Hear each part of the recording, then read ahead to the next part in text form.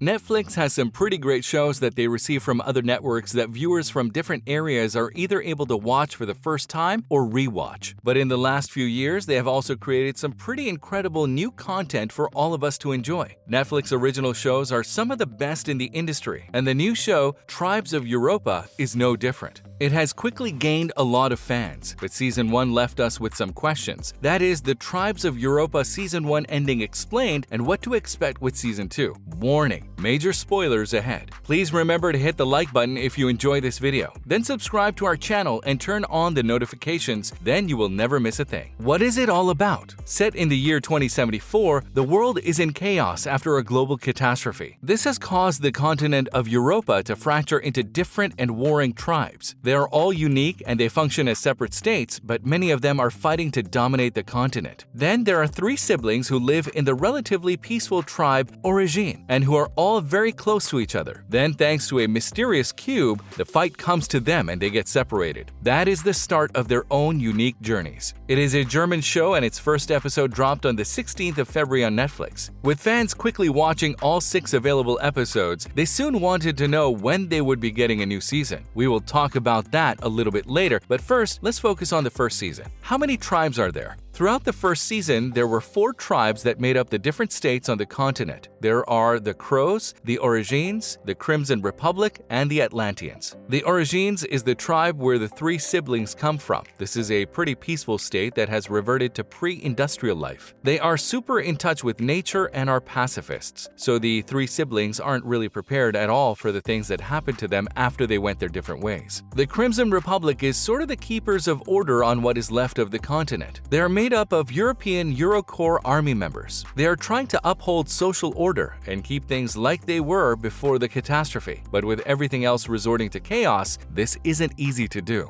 Then there are the Crows, who are devious and a tribe of dictators. Their major focus is to enslave other tribe members and expand their own tribe, but they also have a culture that loves party life and their own set of rules and code of honor. They do have their own unique moral compass. And lastly, there are the Atlanteans, the most technologically advanced tribe that is left over in Europa. They are hidden away from the rest of the continent, and that helps them to stay safer from all of the evils that are going on in the world. For most of the season, viewers believed that these were the only tribes, but at the end of the season, we got a bit of a surprise. Viewers and Liv got to meet a woman from the Femin tribe, a completely female tribe. We will have to see what this new tribe will mean for the rest of Europa. The ending of Season 1. Most shows like to end their seasons on major cliffhangers, and Netflix is one of the best production companies when it comes to this. Tribes on Europa Season 1 ended on some major cliffhangers, and it left fans with a lot of questions. There was also so much going on that it was easy to miss something while you watched the last episode. So let's explain and explore the ending of the first season, and then we can look at what that will mean for the second season. Where are Moses and Elja going? Elja and Moses finally made it to the shoreline just in time. The mysterious cube is on its way out, and they throw it into the water. At first, it seemed like nothing was going to happen and that all of that buildup was for nothing. But then a strange transportation device appears. It looks a little bit like an elevator, but also a little bit like a tank. The two get in, and the transportation device is submerged into the water. And that was the last we saw of Elja. That is a serious cliffhanger, and it leaves us with loads of questions, mainly where they actually went. No one knows for sure, but the best guess is that they are on their way to Atlantis. Hopefully, they're on their way to visiting the family of the Atlantean from episode 1. This portal or transporter might be the only way to get to Atlantis. This might have helped them to stay hidden from the problems that the other tribes in Europa face. Could life be pretty normal in that tribe? Hopefully, we will be able to find out in Season 2 exactly where they went and how it is going to affect them. Where did Keanu end up? He probably had the worst season of any of the siblings. He is stuck in this toxic relationship with Varvara for the entire first season. He is used as a plaything, and the whole situation is pretty bad. He was desperate to free their father Jacob, but instead of getting that opportunity, he was forced to kill Jacob instead during a blood sport game where it was his own life life or that of his father that was on the line. They didn't give him any choice, but it is sure to weigh heavily on him. He ended up as a Bozy and a servant to Lord Varvara. Will he fully become a crow, or will he try to be a double agent and destroy the tribe from the inside? How will this affect the relationship with his siblings if they are ever reunited? How will they react to the fact that he killed his father? And if he does fully go crow, will he effectively become their enemy? Either scenario could be very interesting. What about Liv? She hasn't really progressed much farther than she was at the start of the first season. There is still a lot to explore with Liv and her story. She was holding Grietta in order to negotiate a hostage swap, but the two eventually became friends, so she let her go. But then Grietta died soon after, and it was not long after that that Liv met the woman from the Femen tribe. There is still so much that we don't know that it seems almost cruel to not give us another season. So, have Tribes of Europa been renewed? No. Sadly, we haven't gotten any announcements from Netflix about the status of the show just yet. It has been a few months since the first season of the show was dropped, so that is a little bit worrisome since Netflix normally announces a renewal around a month after a show has aired. But there is still hope, with many people saying that the ratings have been pretty good, so the show should be renewed soon. Netflix might just give time in order to see a complete picture of just how many people have watched the show. When will it be released? That all depends on when we get the news about the show's renewal. They can't start to produce a new season without the go-ahead from the streaming service. So at the moment, the cast and crew are waiting just like us. But if they do get the news soon, then we might be able to see a new season sometime next year. Already, we do have some theories about the new season. Will the siblings get reunited? The three siblings, Keanu, Liv, and Elja, had a really sweet relationship at the beginning of the series. But since all of them have been forced to go their separate ways and have their own journey and adventure, they have lived completely different lives. All three of them have been completely changed by the events that they have lived through. So even if they do manage to come back together, things won't ever be the same. Besides, there are still a lot of things that could happen in their individual journeys, so I don't think they will bring them back together too quickly. Is there a way that things could be undone? Some seriously messed up stuff has happened in the first season, but this is a sci-fi program, so the possibility of things being changed always exists. Could Elja find some sort of tech in Atlantis to help them turn back time and save their father, or bring him back? Could one of them get some sort of powers that could influence things? We don't know what will happen. I know it is very unlikely, but I do hope that they're able to bring Jacob back and that his death can be reversed for all their sakes. But I also know that a lot more conflict is created from his death than would be created from him staying alive. There are just so many places where they can go with the second season, so I really do hope they get to make one. In what language is it made? This is a German show and it is created in German. It might feel like a big commitment to start an entire foreign language series. Watching a foreign language film might be one thing, but some might be nervous that it could be too much for an entire series. But that shouldn't put you off from watching Tribes of Europa. Obviously, it is nicer to watch a film in its own language. So if you do speak German or you're willing to read the subtitles, then sticking with German could be great. But others still have the opportunity to watch this incredible show and enjoy this awesome story. Netflix has made it available in English too. The voiceover work is of very high caliber and it is easy to enjoy, so I'm sure they will do the same for the next season too. Conclusion: the first season of Tribes of Europa was awesome, and if the show gets a chance, season 2 will be too. Thanks for watching.